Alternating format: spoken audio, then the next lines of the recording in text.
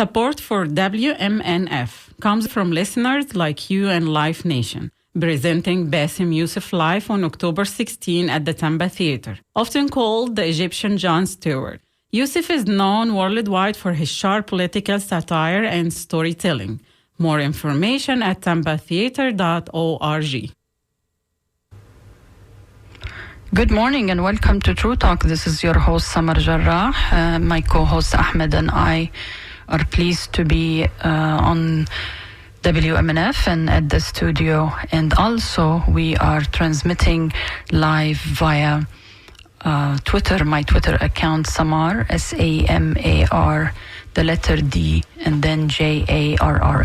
Good morning, Ahmed. Always good to be with you on True Talk. Oh, which one is Ahmed? Ahmed? It's 7 months into this. Good morning, Summer, and good morning to our listeners. Well, it's not good morning. You keep saying good morning, even though because we've been doing the show time to now noon, so it's not good morning. It's past noon Eastern time in the United States, on the East Coast in Tampa, where we're broadcasting from. 7 months into the ongoing war on Gaza, which is described by many, including us here, as a genocide. And the red lines of Joe Biden continue to be shifting. This is Joe Biden said that Rafah will be a red line. And if Netanyahu dares to invade Rafah, there'll be a lot of consequences. Well, the invasion has started, and Joe Biden is still making threats, potential threats, which is causing, as we just heard on NPR News, a lot of people upset in Israel, saying that if they have to go it alone, they will have to. They're making it sound like they're under some, fierce military coalition. They're going against a besieged population of 2.3 million people that have been under siege and blockaded for over 15 years with nowhere to go. They're fighting literally women and children that are unarmed. Yes, there is militant groups that are in the area, including Hamas. However, they pale in comparison in their military power compared to Israel. Israel has like one of the fourth strongest military in the world with the most sophisticated weapons, and they're saying, well, if you have to go alone, why do you need to have the United States backing to do all of this? When in reality they do. That just shows you the amount of ammunition and bombs that they're using there. But that's what we're going to be talking about mostly today. Not necessarily that, but an angle of an article that we saw, Summer, that you actually sent me, written by a Jewish scholar about Zionism. And it's titled, "Don't Be Fooled, Biden is the Real Anti-Semite," which really grabbed my attention. Why did you think that we should have this conversation today, Samar? I think, Ahmed, because there is so much talk about anti-Semitism, and there is so much about talk about Zionism, and we don't get a chance to talk to a Jewish person to tell us their perspective, what they think of all this that is being said. What do they think of the encampments happening in the colleges? It's important to listen to their voices and see if they beg to differ, because I think President Biden gave a very disturbing speech, in my opinion. For instance, he alluded to the fact that Hamas has ancient kind of hatred when it comes to the Jewish people, and this is really as if he's talking about a Christian. He didn't say Hamas, but he said, I think he said that the hatred is ancient, meaning, well, Hamas is not ancient, so he must be referring to all the Arabs and all the Muslims in the area. Anyway, you look. People were wondering if he doesn't know when really Hamas was founded, and also, even if he knew or did not know, what he's saying is really totally wrong. Plus, I think, like, I read it and I listened to it from the perspective of a Muslim and an Arab and a Palestinian, because this is not how we grew up hating Jews, because simply there is an ancient struggle or any of that, or that we grew up hating Jews. We never grew up hating Jews. But my interest was, when I saw this article, was, okay, not all Jews are the same, which we know that, you and I. But I thought it would be interesting to listen to what Mora has to say, because people assume, and the way Biden was talking during the Holocaust memorial, as if all Jews are one kind of people. So maybe she's going to let us know, Mora, that maybe this is correct and maybe this is not correct. So this is the reason I was interested in. Plus, I went to her articles. You know, I have been following so many people online the past few months, especially after the genocide taking place in Gaza. And it is interesting to see perspectives from somebody who is Jewish and see how they think of what is going on there. And especially that, I think, if I'm not mistaken, she went to Palestine and the occupied territories in 2018. So she's somebody who has traveled to that part of the world. I mean, she has a degree in anthropology. And, you know, in anthropology, you study people and you study cultures and all that. But she has the added advantage that she went there and saw with her own eyes whether there could be a two-state solution, there could be one democratic state. So that's why I wanted to talk to Mora. And I hope that she's with us now. I can't hear you, Ahmed. Yeah, she's going to be joining us shortly. I just want to also just get your reaction. What we're going to also talk to her about is the student encampments, campus, and what's happened there and continues to happen. Are you surprised by how viciously the police and student and university administrators are attacking or cracking down on the student protests? I don't want to say surprised or not. Maybe what is surprising and shocking, Ahmed, is that if you look at the police, whether they are in Chicago or in New York or in Washington or in Amsterdam or in Paris or in Italy, are they all following the same manual? Is there one manual for these police officers to be roughing up students, unarmed people protesting? I mean, isn't the West always preaching to the Arab world that you have no democracy, you have no freedom of speech, you imprison people who express their views? How come now that there are young Western students expressing their views, you are beating them up, using tear gas and using all this to disperse them? So what is surprising, Ahmed, is as if there is one manual and they're all following the same manual, even though they're across the country. Yeah. Well, are they talking to each other because they're using similar tactics, with the exception of a few schools? Some schools that actually just said, let's talk to the students, and they negotiated with them as things have happened in history. But for some reason, this specific issue, when it comes to Israel, they want to silence the students. And then they're conflating. Students were on the pro-Palestinian, pro-Palestine, anti-genocide. Students were actually the ones that are peaceful, and they were subjected to the violence and being attacked by counter pro-Israel students. Yet all attention and accusations of violence is directed at the Palestinian, pro-Palestine students, which actually included Jewish students as well. But we're now, Mora Finkelstein is actually joining us now on the show. Welcome to the program. And Samar, if you could just introduce her. Good to have you, Mora, on True Talk. She is an ethnographer, associate professor of anthropology. She's also the author of a book, The Archive of Loss. And she has very interesting articles that she has published and essays that you can go to if you go to morafinkelstein.com. And she has an MA in anthropology from Columbia University and a PhD in anthropology from Stanford Universities. So good to have you, Mora, on True Talk. A few days ago, I saw your piece published, and I don't have it in front of me at the moment. Can you tell us about it? I think what is it called?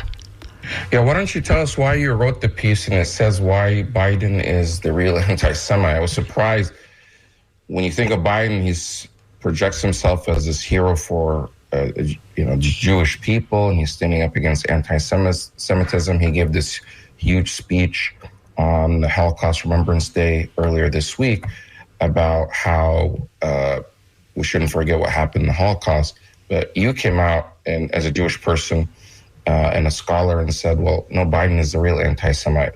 What do you mean by that? Yeah, thank you. And first of all, thank you for having me on. It's an honor to be here and to be in conversation with you. Thank you. I really appreciate the work that you all are doing. Over the past 7-8 months, and also the past almost 4 years and 8 years, the past 8 years have been exhausting in the United States and around the world. I've been, watching the rhetoric, not just around Palestine, but also around Judaism and anti-Semitism, and following the way in which Biden has talked about Israel across the scope of his career. And what's incredibly concerning to me is that Biden is not talking about Jewish Americans. He's not talking about, Judaism. He's talking about Zionism. And he's very clear about that. He identifies as a Zionist. If you go back through his record, he has always had very staunch Zionist views, which I see as a form of white supremacy. And when he talks about protecting Jews, or when he talks about, how he's in conversation with Jewish Americans, he's not talking about the sort of heterogeneous way in which Americans can be Jewish. He's specifically talking about Jews who identify as Zionists. And I think what's particularly dangerous about this is, and I've written about this elsewhere, as have many, many, many people. This is not my idea at all. But Israel is actually an incredibly anti-Semitic project, and Biden has found it to be incredibly useful. So, for example, aside from the fact that the existence of Israel is absolutely devastating to Palestinians, the existence of Israel is absolutely devastating to global Jews, because what it does is allows countries like the United States, countries in Europe, to say, we don't have to deal with our anti-Semitism problem. There's Israel. You are only safe because Israel exists, which is a really, really, really terrifying way to think about citizenry. And so,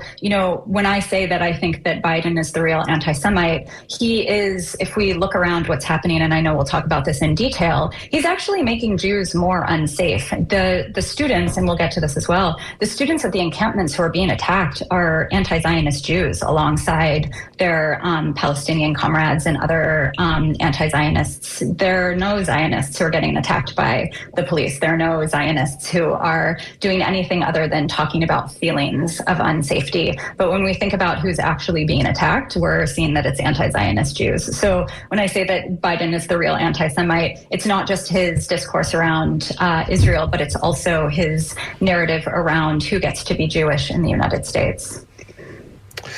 So you're drawing a distinction between being Zionist and being Jewish. Are there any reports or studies or surveys about the percentage of Jewish people that are Zionist? Because from what you hear from people like AIPAC and groups like AIPAC and others, that every single Jew in the world is a Zionist, and that's not to be questioned. And if you attack Zionism, that must be anti-Semitism. You're anti-Jewish. You hate the Jewish people. Are there any ideas what the percentage of Zionism is among the Jewish people? Yeah, that's an important question, and it's a hard one to answer. I would say that I don't have any numbers or percentages offhand.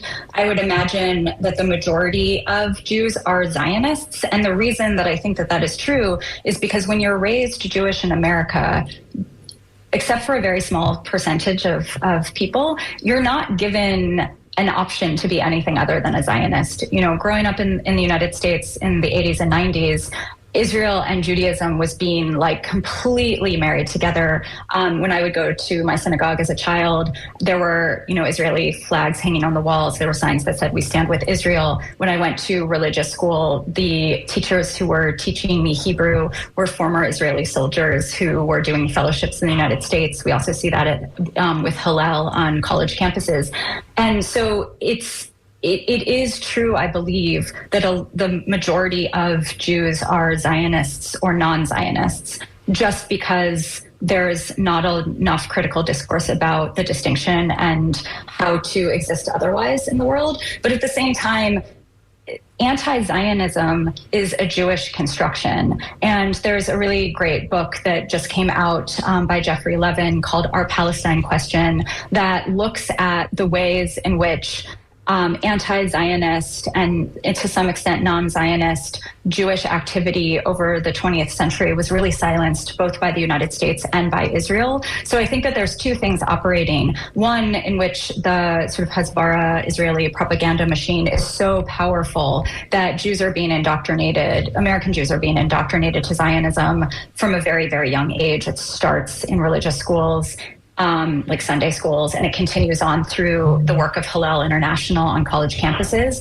And I think it's also, so there's that aspect. And then there's also the aspect of Israeli and American work to silence dissent around Israel. So I would say that the majority of Jews are probably Zionists, but when we look at anti-Zionist activities that are happening, across the country right now, a lot of it is being sort of spearheaded or in connection with the work of like Jewish Voices for Peace, which is actively anti-Zionist, and organizations like If Not Now that are not anti-Zionist, but there are anti-Zionists who are part of those projects. And we're seeing that, through wide-ranging protest movements, and we're specifically seeing that on college campuses right now. Right. What you mentioned, I saw depicted in this film called Israelism, how they indoctrinate, how across the country, young Jewish people from even just being toddlers in daycare, they get indoctrinated in this type of Zionism that is somehow synonymous with being Jewish. What does Zionism mean to you, and why is it a problem? Yeah. Zionism to me is a settler colonial project that believes that, Jewish settlers claim a right to Palestine, both because of anti-Semitism in Europe more generally and because of the Holocaust. And so, early Zionists at the end of the 19th and early 20th centuries were very explicit about the fact that they were colonizing Palestine. That was the language that was being used. So this idea of Zionism being the belief that Jewish people have a right to the land that is Palestine because of some biblical claim is a settler colonial project. And so I think that when in the current moment, we see Zionists say Zionism is just a love for Israel, or, being Jewish means that I care about Israel. That is code for a belief that Jews are somehow entitled to a theocratic ethno-state. Nobody is entitled to a theocratic ethno-state. It's a ridiculous concept, but that there's a lot of investment in that, both through, the way in which anti-Semitism has worked across Europe for centuries, and also specifically because of the Holocaust. So essentially justifying one genocide through another genocide, I believe, is the Zionist project. So, Maura, can we absolutely separate between Zionism and the religion and the faith of Judaism? So Zionism is a political idea, because this is, I think, where most people try to conflate the two. Like, if I criticize Israel, if I criticize Zionism, you are anti-Semitic. How do you deal with this? Because especially for non-Jews who try to take a stand and say, I'm supporting the Palestinians, or I want to end the occupation, how do you deal with it? How do others have to deal with it? How do we separate that this is really not Judaism, and Judaism is a faith and separate from this political ideology? Yeah, that's a great and it's a complicated question. And, this is on my mind because Raz Siegel is an associate professor of Holocaust and Genocide Studies at Stockton University and has, written very critically and necessarily over the past 7 months and also his career around these questions. And recently, I think 2 or 3 days ago, was on Jarrah talking about how anti-Semitism kind of means everything and nothing right now. Like it's a term that just like isn't actually helping us with anything. And so I think that, and I also, want to sort of think through and continue to think through. Mohammed El-Kurd has written in The Nation that, we are like tiptoeing around and trying so hard to make sure that like we're not being anti-Semitic and we're not attacking Jews. But when settlers come into Palestinian villages and murder and raise, Palestinian lives, they're doing it because they are claiming that they are Jewish settlers. So I think the way in which Zionism and Judaism sort of gets conflated, for me, the work of liberation is not about like, paying so much attention to narrative and discourse and trying to make sure that we're using all of the right words, but instead to think about how there's real material reality that we have to think about, which is that, yes, Zionism is a political ideology and Judaism is a religious and ethnic identity. And I think this is really critical in the way that dissent is being silenced in the United States and across Europe right now, in the sense that like being an anti-Zionist means that you can be accused of discrimination because people are claiming Zionism as their sort of ethnic and national identity. And I think that that's very dangerous. But I also think that when we're talking about liberation work and we're talking about how, Jewish settlers in Palestine are carrying out different levels of genocide because they are Jewish and in the name of Judaism, the sort of like disentangling Judaism and Zionism starts to become meaningless. There's a lot of different ways to be Jewish, just like there's a lot of different ways to be Palestinian. There's a lot of different ways to be Muslim, except, there's a lot of different ways to be Christian. I mean, I grew up in a Christian country that's become more and more fundamentalist over my lifetime. And, we can argue over like whether that's really Christian or not. But I think that these identities are being politicized. And so Jewish identity is being politicized, and Zionism as a political ideology is doing that work. Mora, when did you personally start to differentiate between the two, between being a Jew and this ideology of Zionism that was being shoved into the kids' mouths everywhere? Yeah. So I have a little bit of an unusual story. I was really lucky. I was not raised in a actively Zionist household, but I did grow up going to religious school, getting bat mitzvahed, going on Sunday mornings to learn Hebrew and learn about religion. And in those spaces, my Jewish community was staunchly Zionist. I didn't know that word. I didn't know that I could have an identity that wasn't entangled with Israel. And I think a lot of the ways in which that is done is that so much of my Jewish education was actually about the Holocaust. It was about reading the Diary of Anne Frank, which is a controversial text because of its accuracy, but reading that story over and over and over until I had no choice but to identify with this girl who was killed in a concentration camp, just seeing images after images after images of emaciated bodies, of dead bodies, of Nazis. I mean, that is a traumatizing way to grow up. And I think most Jews in America who are getting any kind of religious education are actually getting an education about how our identity is entirely about the Holocaust, and therefore Israel exists and we need Israel in order to be safe. And I've always been a pain in the ass. Like, I've always been like, where can I go to a protest? What can I be an activist about? It's sort of like part of my personality.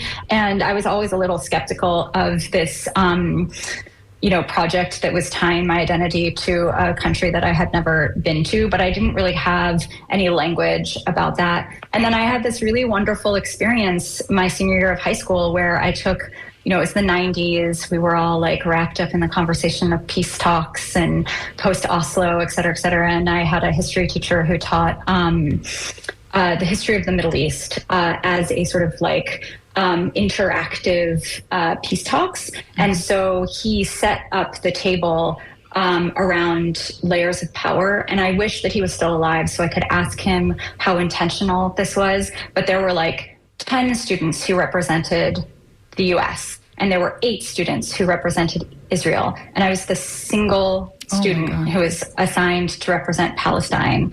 And it was very scary. And it was the early days of the internet. And I was like, it was like 1996. And I was, at my family's like IBM dial-up, trying to learn about the history of Palestine so that I could go into this like, end of the year assignment and argue on behalf of Palestine. And I'm a teacher now, and I think about Mr. Bedier and how he totally, he gave me the tools I needed for my own liberation. And, that sort of sent me down a road of understanding that if my identity was being tied to Israel without my consent, anything in then particular, my Jewish... Sorry, Maura, but anything in particular when you started going to the new internet, anything like was the aha moment or the minute you said, oh my gosh, there's something here I need to look more into, like was there a book, a site, something, a story? Like what triggered it? I'm trying to remember. I mean, I can't remember if I read anything in particular that I can sort of like pull out, but I learned about the Nakba. Nobody had ever taught me about the Nakba. And I was like, the Nakba is a genocide. The Nakba, the ongoing Nakba, was done, as a reaction to like one genocide in reaction to another. And I think learning that term and like understanding the scope of what I had previously understood as like an independence, like birth of a nation narrative around Israel was actually this incredibly violent genocidal project of erasing Palestinian life from the landscape. It wouldn't be until many, many years later that I realized I was implicated in that, because when I got bat mitzvahed when I was 13, everyone I knew planted a tree in Israel in my name. And as a young environmentalist, I thought that was really wonderful, until later I realized that actually that was a project of, erasing Palestinian villages by planting deciduous trees over that. So,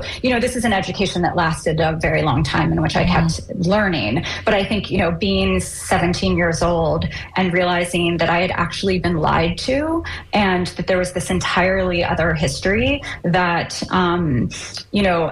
was being consistently erased in order to justify the settler colonial project. That was a turning point for me. I don't know if Ahmed wants to ask, but I wanted to ask you. I can tell that Maura, even years later, is very emotional about this. In her voice, and why do these memories bring so much emotion to you? I think that there's so many different reasons. I think that it's the realization that, sometimes you just need one teacher to open a door or like show you another way of thinking about the world. And it can be this life-changing thing that continues on. I don't know what my story would have been if Mr. Bedier hadn't assigned me to Palestine, but I think about how right now we're seeing across the country at these student encampments, what we are seeing is our students putting into action the things that we have been teaching them. And the administration is calling in militarized police to shut them down. And I just think about how, education is actually quite dangerous to institutions of power. And I experienced that when I was able to think beyond my own experience, beyond my own imagination. It lost me, friends and family. And now we're seeing students who have had the same experience, where their eyes have been opened to the world. They can't go back. They can't ever be the same. And that is because possibly a teacher showed them something, or in community with each other, they learned something. I think, as a teacher, I think that, institutions are spaces of small-mindedness in the way that they operate, but in the way that we are actually able to learn in all of these ungovernable ways, they can be spaces of, revolution. Right. Our show is actually broadcasting live on the radio as well as on Twitter.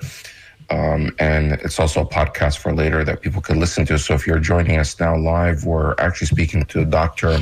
Mara Finkelstein. She is an associate professor with recent work on Palestine and Zionism at Allegra Lab and the Scottish Left Review. And she has a master's from Columbia University and a PhD from Stanford University. Both of those universities had encampments. You saw how the New York Police Department and administration at Columbia cracked down on the students there. Many of them were assaulted. They were using military type weapons and gear, and they treated them as some sort of terrorists when these encampments were mostly peaceful. And there was so much attention by the media, from the New York Times. All the media was fixated on what's happening in Colombia. Why is there so much so much attention specifically on Colombia itself? As someone who actually graduated from there, got their master's from there, and you saw that students, Jewish and Muslim, Arab, people of faith, non-faith, and even faculty were all on the side of Palestine.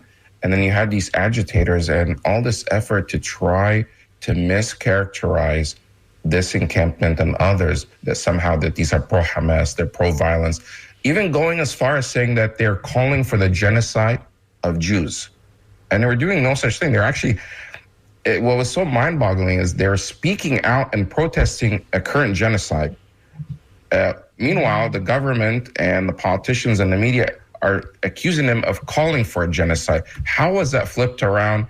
And just, your commentary on why there was so much attention paid specifically to Colombia and what was happening there. Yeah, thanks for that question. So I was a master's student at Columbia in the anthropology department between 2003 and 2005. And this is actually where I learned the term anti-Zionist, because while I was at Columbia, Professor Joseph Massad, who has constantly been under attack from Zionists, was under attack from Zionists. There was a film that was made by the Israel Project. It was the first time that I got involved with protests. It was the first time that I found a sort of really diverse group, Jewish students, Muslim students, Arab students, Palestinian students, who were together in this fight on behalf of a Palestinian professor who was under attack. And, this is at the institution of Edward Said. This is in New York. It's an urban campus. And Columbia has, we know about the protests of 1968. Columbia is an Ivy League school. It has a lot of attention. It's in New York. And so I think it's sort of at the epicenter of a lot of conversations, but also it has a very long history of students advocating on behalf of Palestinians and Palestine. And it also has a very long history of administrations supporting Zionist students and alumni because of Zionist donors. And so I think, even though the encampments at Stanford happened in the fall, I think they began in November, I think that the attention that Columbia got because of its history, because of its placement, because of, the way in which the congressional hearings positioned Columbia in such a way that Shafiq had an opportunity to, appease the right wing. I think it was a sort of perfect storm. But I also think what's really important to understand, and I think Palestine is always an exception in terms of campus discourse, because the United States is such a Zionist country. Zionism is baked into the fabric of the United States, which is also a settler colonial state. The United States does not want, Palestine to be free, because that would mean that we would actually have to grapple with our settler colonial history. But I also think, we like to think about these institutions of higher learning as schools, but they're actually banks and landowners before they're anything else. They're about investments.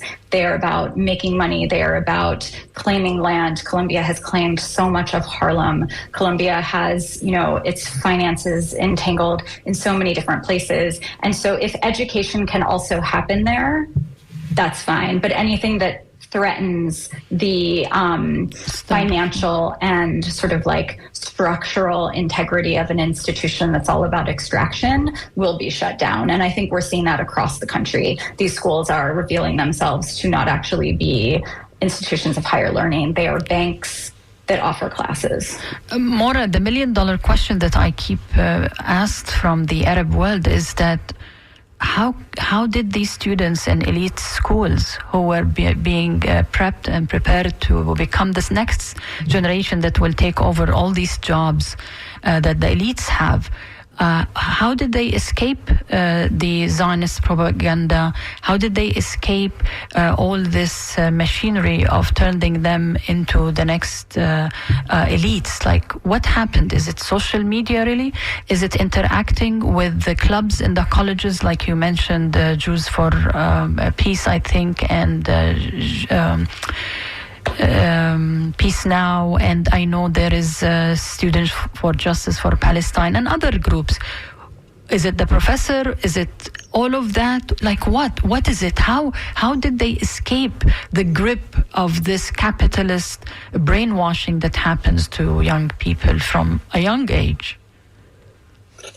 That's such an important question, and I think, I can only answer it in the way that I've seen it play out. So, this is not a universal answer, but I think a big part of this is social media. And I think that a big part of this is the fact that Palestinians are live streaming their own annihilation. We are all in the United States, everyone I'm in conversation with, we are following Palestinians on the ground in Gaza, in the West Bank, who are showing us exactly what is happening to them. And we are sort of learning from people who are showing us exactly what has been done to them for 75 years. And these are very well educated, very, media savvy young people, for the most part, who are speaking directly to young people in the United States, and young people in the United States are hearing them. I mean, I think this is, one of the things that I think about a lot is that Palestinians have been teaching Americans what solidarity looks like for years now. We can look at Standing Rock and Palestinians in Palestine sending their support to the encampment at Standing Rock. We can look at the Black Lives Matter movement and the alliance between Black Americans and Palestinians in Palestine. Palestinians have been showing us what solidarity looks like. And a lot of young people in America have been listening. They've been learning, and they are, waking up, and they are getting onto Instagram, and they are making sure that Basan is still alive. They are looking at the images that are coming out of Rafah. They are looking at the numbers, right now, what is the official number? 34,000. I mean, that must be 10,000 at least under the amount of people who have been killed. We are seeing the bodies of babies who have been, blown up. We're seeing this every single day. And I think the only people who believe that there's not a genocide happening are the people who are listening to our political leaders, who are listening to the people who are in charge of our institutions, and who are paying attention to corporate media as though it is telling the truth. But if we, are actually doing the work of listening to Palestinians, there's absolutely no way that these encampments wouldn't be happening. I think that the United States has been doing work in partnership with Israel for decades now to convince Americans that Palestinians cannot be trusted, that they are all inherently terrorists, that they are all inherently Hamas. I mean, Biden can't even say the word Palestinian. He never does it, right? He's only ever talking about Hamas. But when we are thinking about the fact that young people understand that they can only trust Palestinians to tell their own stories, that Palestinians are the experts in their own lives, and that they are literally showing us what our tax dollars are doing. Every single taxpayer in the United States is funding Israel's genocide in Palestine. And young people are pissed off.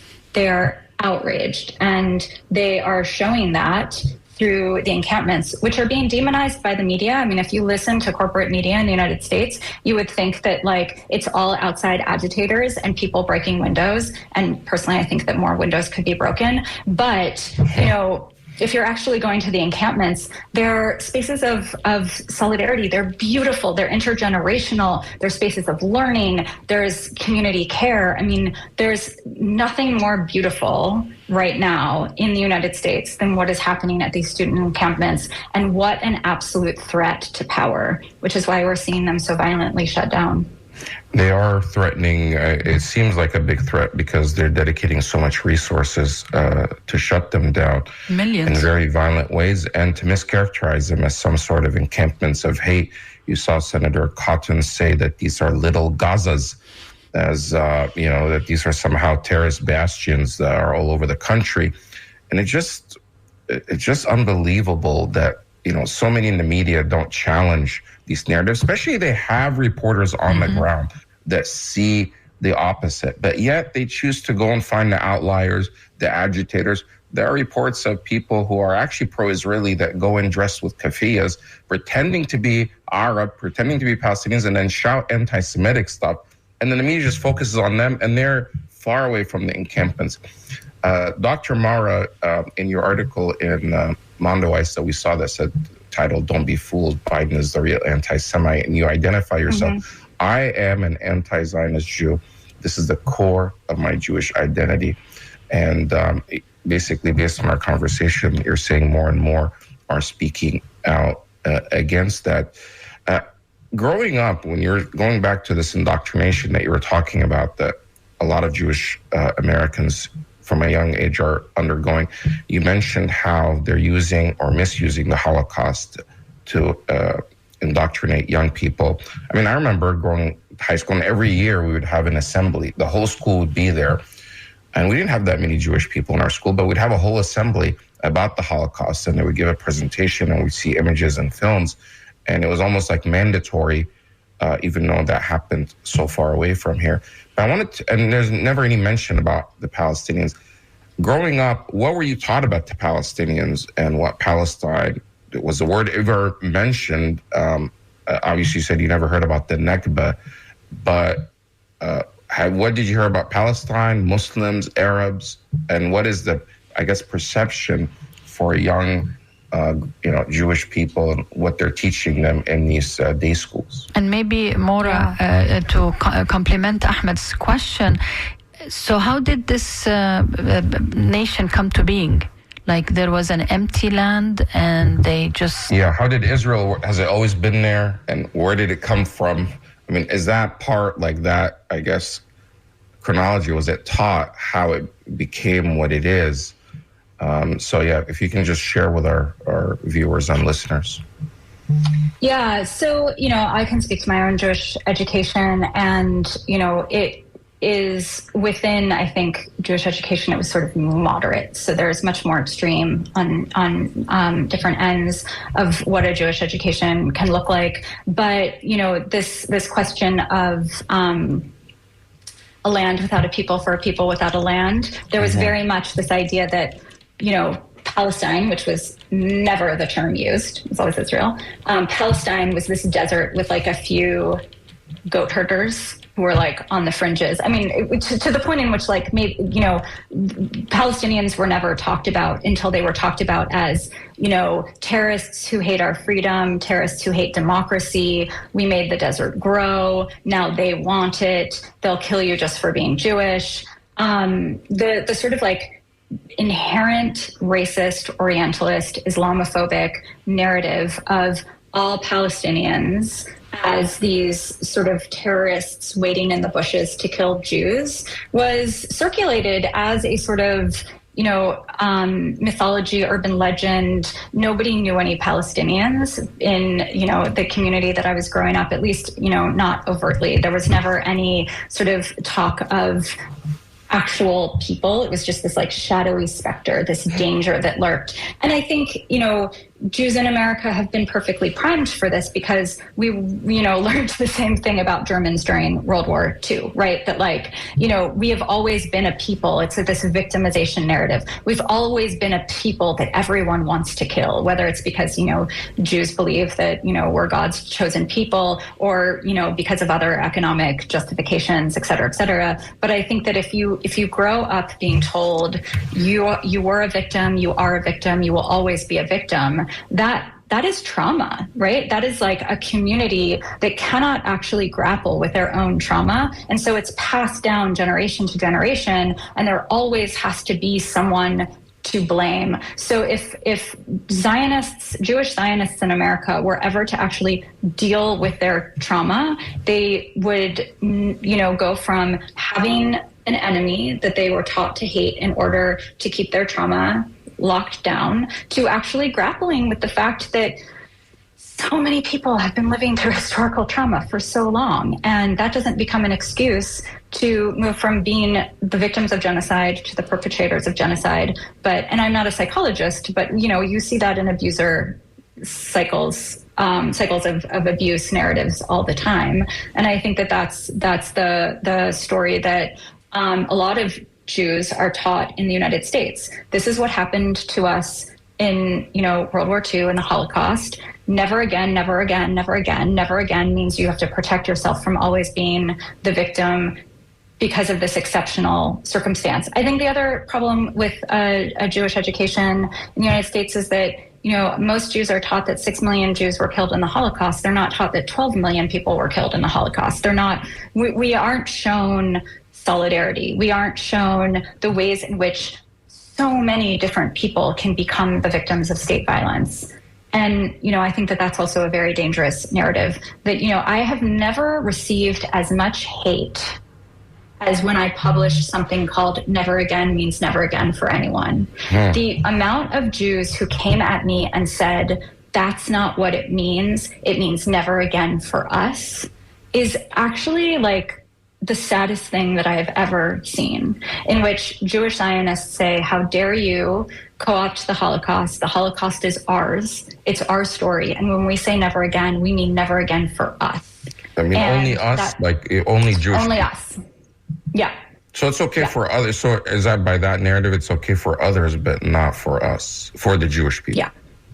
Yeah. Or nobody else could ever experience a genocide like we did. So, we are exceptional. And what never again means is let's make sure that the Jews never experience another genocide, which I think allows for, whether it be, Israeli politicians or American Jews, to refer to October 7th as a genocide, or as a genocide against Jewish people, the largest, mass killing of Jews since the Holocaust, which is beyond not only incorrect, but it's incredibly dangerous. And it's also kind of Holocaust denial. But this narrative of we are exceptional and we are the only ones. I wanted to ask you more about that, about Jewish identity. On one hand, they're taught, you're saying, this indoctrination of victimhood and everybody's out against us and look what happened. What about, is there a concept of, in Zionism, of exceptionalism, that a type of being superior to others in a similar, because I see a lot of kind of overlap between the type of Zionism we're seeing on display in Israel right now and white supremacy. Is there a correlation?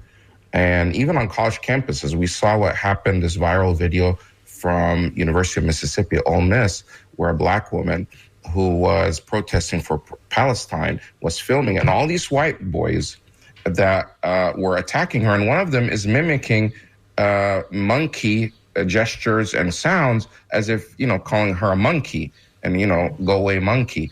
This is to a black woman on a college campus in the United States in 2024. And this is the pro-Israel side. This is the side that's supporting the Israelis. So is there an overlap? Is there a type of supremacy ideology within Zionism that is also somehow connected with white supremacy?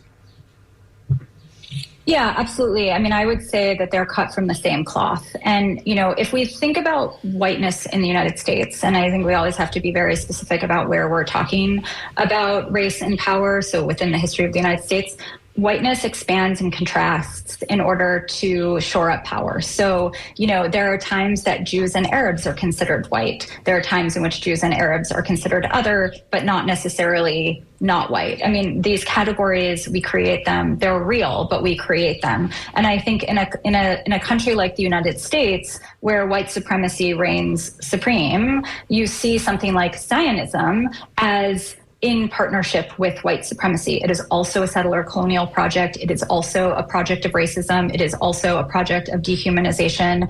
And so Zionists are very useful for white supremacist projects. We also know that in the United States, the majority of Zionists are Christian Zionists who hate Muslims and Jews. And, it sounds like a conspiracy theory, but there's a huge project within Christian Zionists to, amplify and sort of build up the, completely ahistorical conflict between Muslims and Jews in order to completely kill each other out so that the, second coming can happen or whatnot. I'm not an expert in this, but I do know that there's the way in which white supremacists who are also, Christian Zionists see the project, Zionist project in Palestine as incredibly useful for their own means. And so, they talk about this ancient grudge between, Jews and Muslims, which is completely ahistorical and not true at all.